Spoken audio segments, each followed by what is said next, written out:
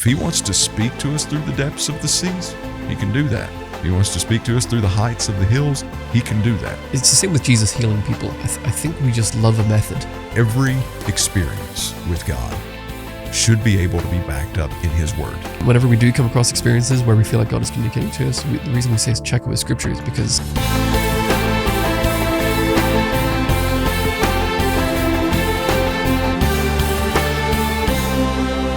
welcome back to Shop for Time. We're back again, continuing our little focus on John 20 and seeing how God interacts uniquely with different people. And today we're going to be looking a little bit more into the Old Testament of how God started to lay the foundation leading up to Christ in many different ways. I think you said you had 4 or 5 little examples that you'd love to... Yeah, so just, some unique promises that we see. Yeah. I'd like to lay out a few promises that we see about the Messiah, and then we'll kind of go back and look at some of the more unique ways that he encountered and communicated with people. Because, we have the stories like Abram, that Abram heard an audible voice. Yep. That's pretty clear. Uh-huh. Also, pretty rare. Right. Over the scope of mankind's history. Yep. But, if we start looking at the promises of the Messiah, that all of these prophets, we read Hebrews chapter 1 Monday, that all of the prophets spoke to our fathers through the prophets, about Jesus Christ. Started back in Genesis 3. Immediately upon the fall of man, we see where there is promised that a son will be born by the seed of a woman that will take care of this gap, that this sin and this rebellion, he will bridge that gap. So we see Genesis 3. We see Psalm 2, where there is a promise of a Messiah that's going to come and is going to do away with all the injustices and the rebellions. We see the Isaiah 53s, where this Messiah is coming in his imperfection. He's going to take on the penalty because of all of our imperfections.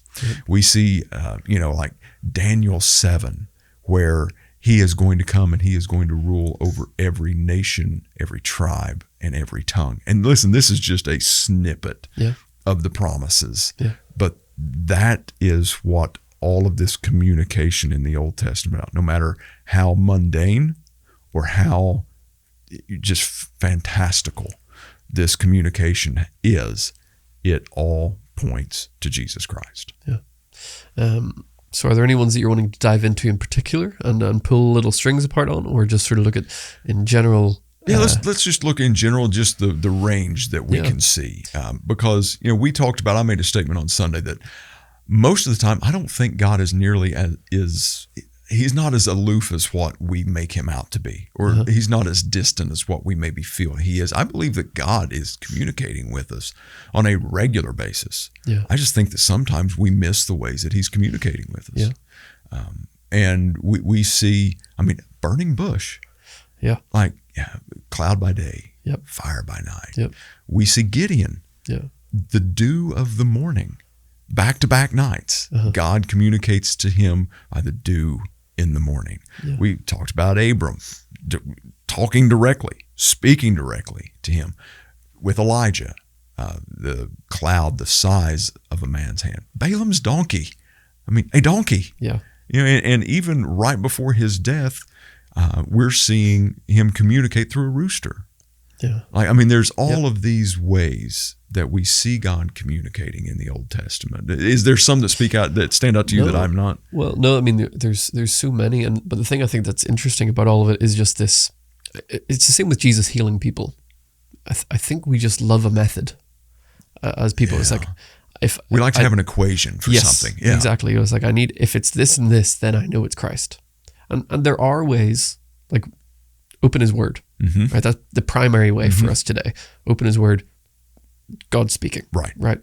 But that's, we do see throughout all of human history that isn't the only way.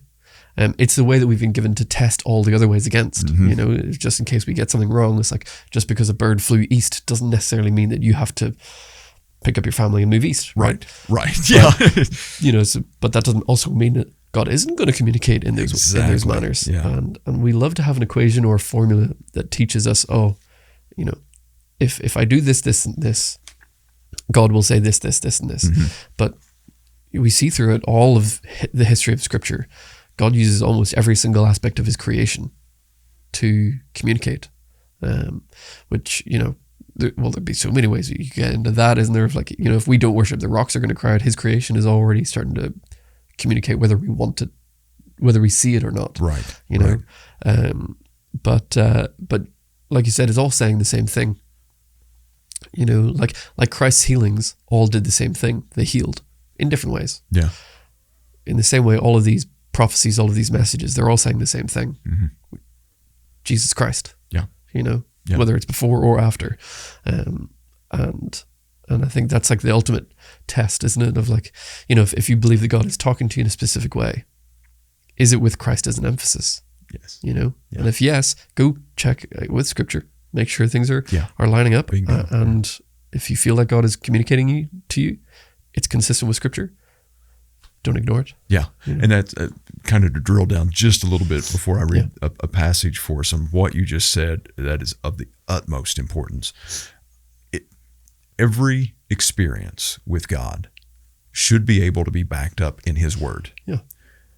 And every time we're in His Word, it should lead us to an experience with Him. Yeah. So, you have these two different tribes sometimes of word-based Christians and experience-based Christians. And I'm like, how do we separate the two? Right.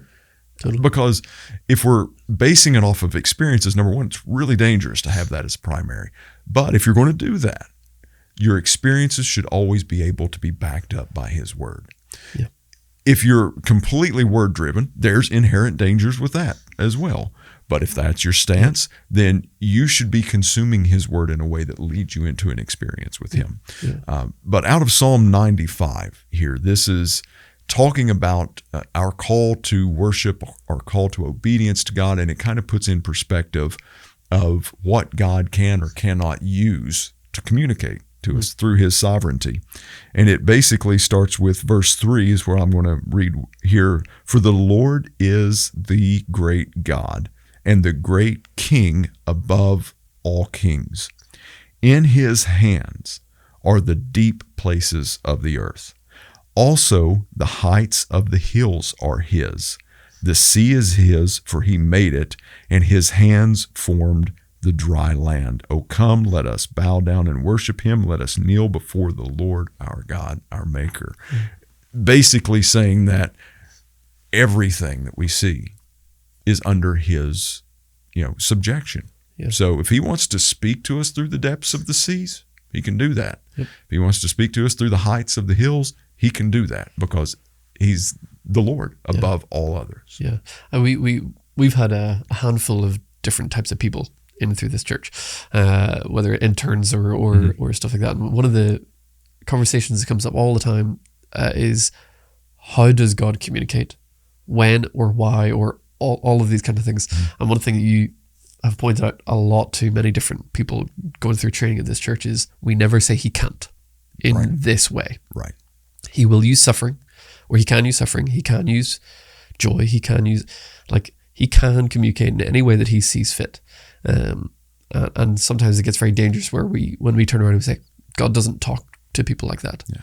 It's like, that's not for us to decide, and it can be very dangerous to sort of make that call on God's behalf. Right. Because at that point, indirectly what we're saying is we have God all figured out. Yeah. Yeah. And if you've got all figured out, then He's smaller than your brain, which is... Right. God looks an awful lot like me whenever I think that I have God all figured out. So it's dangerous. But everything always points back to Him. Right. Period. Yeah. Period. And that's the blessing of having Scripture. We do live in a golden era where the abundance of the availability of Scripture to us is just ridiculous. I got a phone here that can access any translation in any language at the tip of my fingers. Yeah. That's a recent thing.